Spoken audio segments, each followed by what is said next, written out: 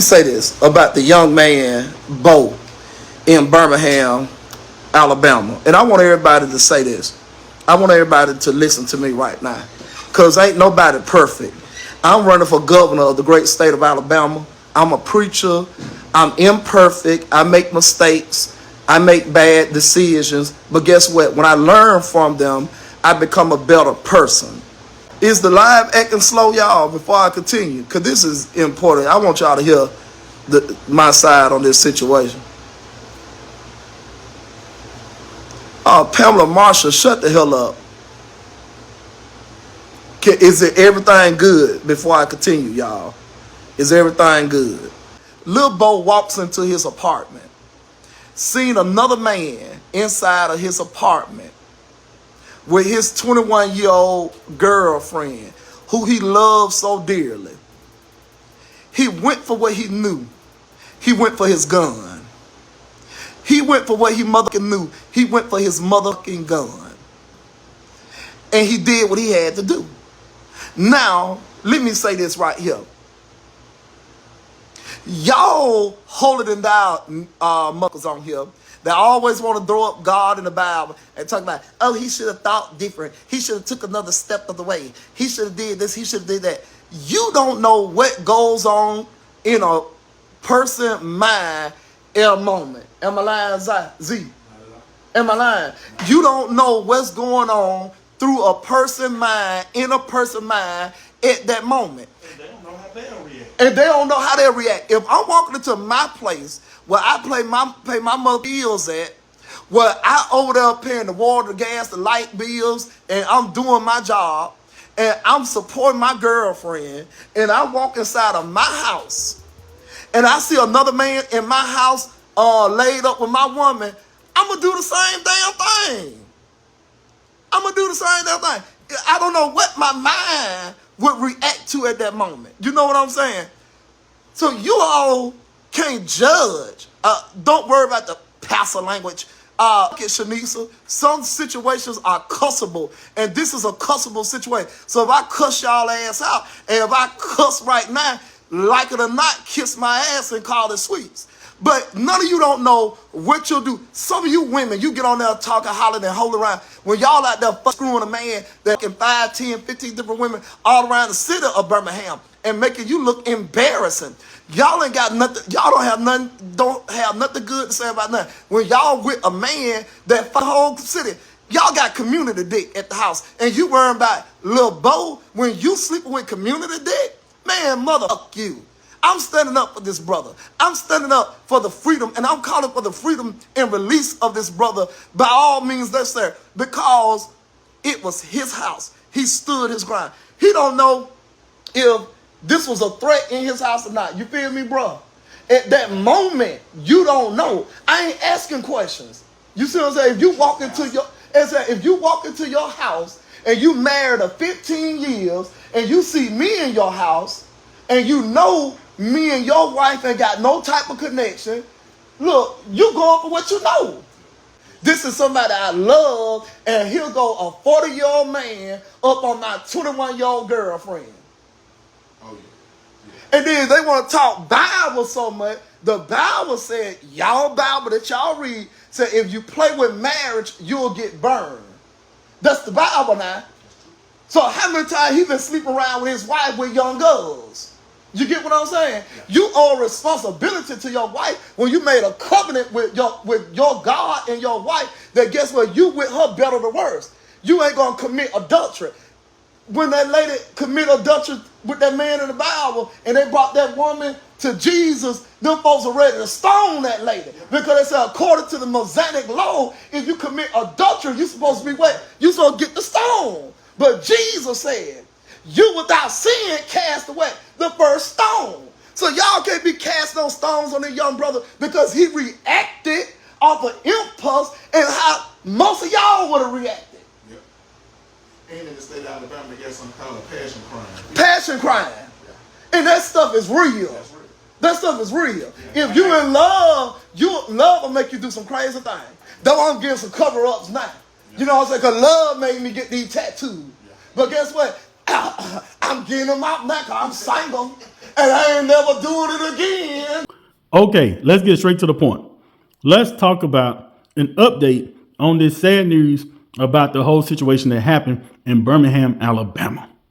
Now, we know on August the 13th, 2025, I want to say that was a Wednesday night, around 8:30 to 8:45 p.m., Keshaun Robinson, who is 23 years old, walked into his apartment that he shared with his current girlfriend. And he discovered that this man right here, a high school football coach in the Birmingham area, Demetrice Beverly, they call him Coach Meat, discovered him in his house with his girlfriend. And we all know what ended up happening. Keshaun Robinson, in the spur of the moment, and just what he walked in on, he ended up letting it go. He ended up shooting and killing Demetrice Beverly. Now, from doing my research on this story, I came across and discovered that Keshaun Robinson was a pretty decent football player back in high school. And I want to say he went to high school in Birmingham, Alabama. If I'm not correct, somebody let me know. Now, this is him to the right, number 34. And to the left, that's a young Keshaun Robinson.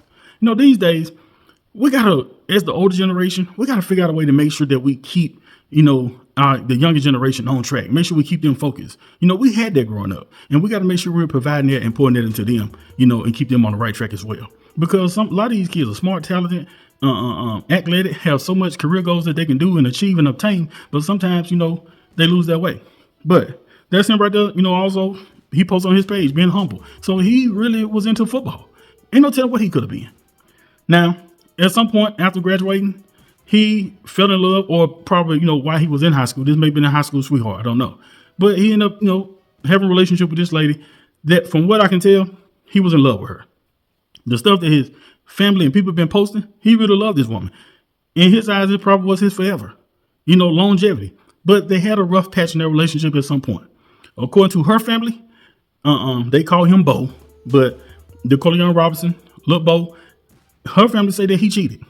And she walked in on him cheating. And so I guess she was doing her thing with the coach. And he walked in on her. But unfortunately, the person she was cheating with didn't get a chance to walk out. Now, this is Coach Meat. This is the high school football coach in the Birmingham, Alabama, that lost his life in this whole ordeal. And he has a wife and kids. To the right there, this is him and his lovely wife on their wedding day. In the middle, that is him and his lovely wife, at a baby shower, at their baby shower. And to the left is the lady, the 21-year-old that he was caught with when he lost his life. And she posted this after he ended up getting shot and killed by her boyfriend. She posted "my friend" with the heart emoji. And she had also posted something else about saying that people don't know how close they were. This whole thing is crazy. Now, a lot of people was in my comments on my other video saying that I was kind of making, a little joke or whatever about calling him Coach Meat. No, I'm not. That is what they called him out there. Somebody posted this right here. R.I.P. Meat. M-E-A-T. So that's what they call him in Birmingham, Alabama. That's what I was calling him. Now, there has been a lot of emotions involved with this case. You got some people who sympathizing with Demetrice Beverly losing his life, and you got a lot of people who do not sympathize and felt like he put himself in that position, and what he got is what he got. But you have a lot of people, including friends and family of Keshaun Robinson, who want him free. And he may just get a chance to walk free out of this whole thing because a judge in court today granted Keshaun Robinson a bond. Yes, he was granted bond. And in some situations, that involving unaliving somebody, you don't always just get a bond. But in his situation, a judge feel like he's not going to be a risk, not going to leave, none of that kind of stuff. And he's going to get a bond. And I want to say he goes back to court September 15th. Now, people have been pushing the free Keshaun thing since he'd been locked up on the night of the thing when it happened, August 13th. But he found it, like I say, got a bond. And this guy right here, who was in the beginning of the video, the pastor and the one that's running for governor, had posted this. He said, "I just got off the phone with his cousins and family members. He is coming back home. It hasn't even been a week. Y'all can't tell me God won't do it just like that. Hallelujah. We will keep applying pressure. Thanks to the judge, we were about to flood Birmingham, Alabama with peaceful protests. Look what happens when we come together. Social media platform is powerful. I keep telling y'all." Now, I don't know what the protest is about. I mean, he get a bun, he get a bun. I mean, I don't know what's going on with the whole peaceful protest thing. He can get his day in court, and there's a good chance that Keshaun Robinson may just have that problem with that light switch.